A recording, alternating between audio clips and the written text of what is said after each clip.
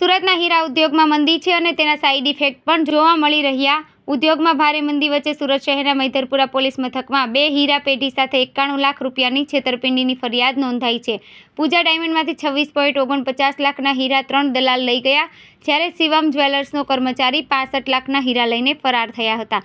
જોકે જીમિત ઓધવજીભાઈ કુકડિયા, જૈનેશ ભાદાણી, હર્ષિલ મેઘજીભાઈ કાકડિયા, વિપુલભાઈ વિઠ્ઠલભાઈ પટેલની ધરપકડ મૈધરપુરા પોલીસ દ્વારા કરવામાં આવી છે। આરોપીઓ વિરુદ્ધ પોલીસ સ્ટેશન ખાતે અગાઉ પણ ઘણી બધી આશરે ₹50 લાખ જેટલાનું છેતરપિંડી કરેલાની અરજીઓ આવી છે, જેથી આ આરોપીઓને સાથે રાખીને જ્યાં ઓફિસો ધરાવી ધંધો કરતા હતા તે હીરા બજારની જગ્યાએ પોલીસ દ્વારા તપાસ કરવામાં આવી હતી।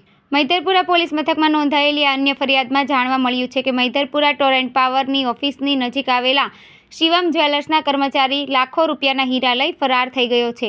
જ્વેલર્સના મેનેજર સચિન નભોએ પોલીસને જણાવ્યું હતું કે વિપુલ મોવડિયા તેમની પેઢીમાં નોકરી કરતો હતો।